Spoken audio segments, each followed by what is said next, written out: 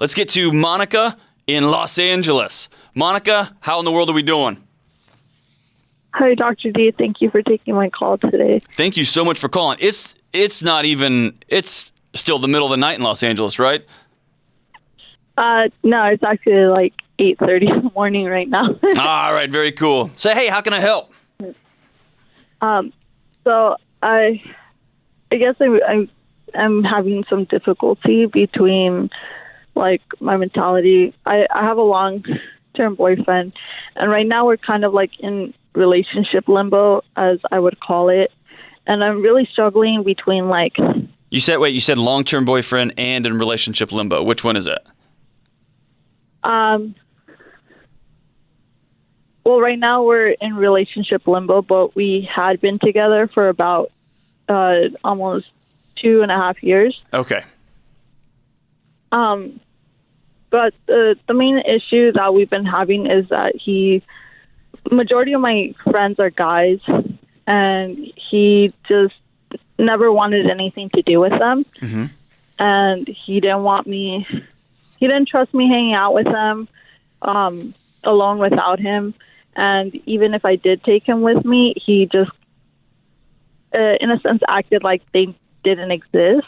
Mm-hmm. And didn't really associate himself with them or anything. And it's something that I've been like continuously bringing up to him, because I slowly detach myself from my friends because of it, thinking, he's just insecure because in his past, 5-year relationship, his ex-girlfriend left him for another guy. And, if I can just show him, I'm not her and I'm not there to like leave him, things will get better. And so here's the deal. They won't, because that's not something that you can solve, Monica.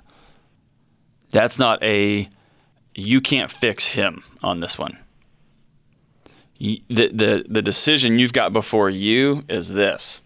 You've got a guy that got hurt, and that's fair, right? He got cheated on. He was with somebody for a long time. She broke his heart, and now he likes you. And you've got a set of friends that are a bunch of dudes, right? Right, wrong, or indifferent. You got some friends that are a bunch of dudes. Have you ever dated any of these guys, by the way? No. Are these just work buddies, college buddies? Like, how do you know these dudes? Mostly from work. Okay. And then I have a couple that I've met in class in college. Okay. But I've never dated. I've never flirted with any of them or anything like that. So none of that for him, none of that matters. This is an alarm system issue for him, right? So this is one time he was sitting at the front of his cave, or at the back of his cave, and a tiger showed up and mauled him. And now every time he walks by any sort of cat-shaped object, he's taken off running, right? He's been down that road before, and until he does his own healing and his own work, that alarm system is going to continue to go off. That's nothing you can do. You can't constantly be mining your day and your life for how he's going to respond. You can be hospitable and not a jerk. The question you're going to have to decide is, do you love him? Do you want to spend the rest of your life with him? And in this current state, being with him means that he doesn't want you hanging out with a bunch of other guys. Or do you like these work friendships more than you like this guy? That's the basic question, because you're not going to be able to fix him over here.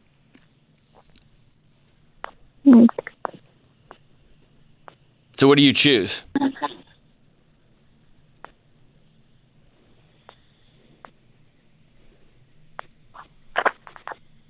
Monica, are you there?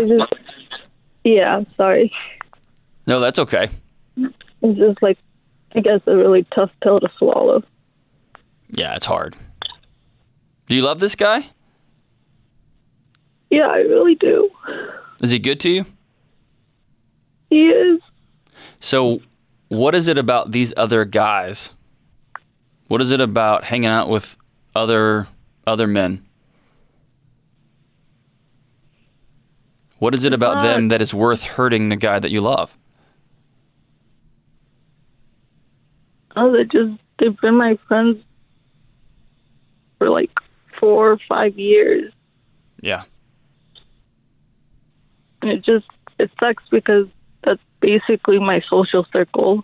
And it's not that I haven't tried being friends with girls. It's just all the girls that I've encountered, they have boyfriends, and they feel like I'm there to like try to, you know, do something behind their backs with their boyfriends or something like that. And it's just, I just feel like I don't feel like I have the best of luck when it comes to like trying to befriend girls, because they always feel like I have like an ulterior motive in some way, shape, or form.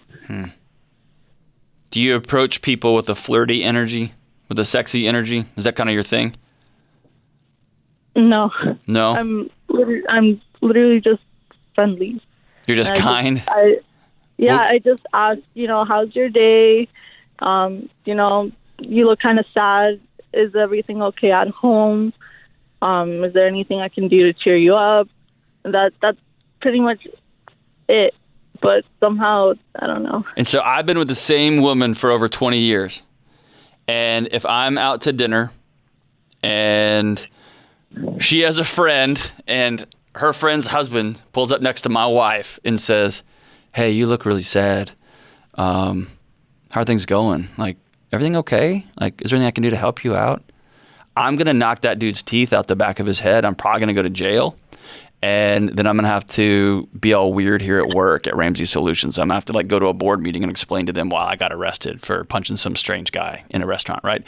So here's the thing. I want to honor your heart here, right? I know that I'll trust you, that you have no ulterior motives. You're a good human being. You're just kind. The world desperately needs more kind people in the world, right?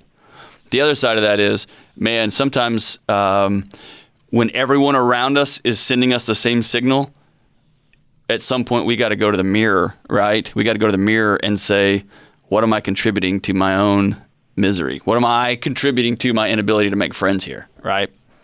And so if folks, if new girlfriend after new girlfriend has a weird vibe, at some point you got to get somebody that you trust, whether that's a counselor or a mentor or somebody from your church or somebody just in your friend circle, and say like, man, tell me the truth. Do I just weird people out? Do people think I'm hitting on their boyfriends? And you might have to make some behavioral changes in your life if you want to have community, right? If you want to have friends. And that brings me back to the central question that you called about is this. You cannot fix your boyfriend. You can't fix him. He has asked you to not spend your extracurricular time, whatever time you have between work and school, with a bunch of other guys. He's asked you for that time. It doesn't sound super unreasonable to me.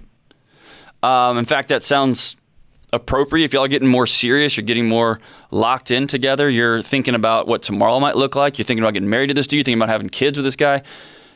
At some point, you're going to have to let those other, like, college buddy dudes, you're going to have to let those circles fade off into the mist, man. They were fun. They were exciting. And now I'm creating a world. I'm co-creating this new universe with this guy. Or you're going to have to look him in the eye and say, man, you won't be a guy that makes me give up my friends. I don't want that. I want to keep hanging out with my buddies after work. And you're going to have to wish him well. And I know that's a hard either or, Monica, but 2.5 years, man, you know whether you love him or not. You know they're going to spend the rest of your life with this dude. And you also know his pain, you know his experiences, you know his hurt, and he's drawing a line for you. And so I'm going to recommend you get with somebody that you trust. You have a hard conversation, and you stop stringing him along. You stop stringing you along. You stop stringing you along. Make the hard call, dude. Make the hard call, Monica. Thank you so much for the call. Call me back. I want to know how this thing ends.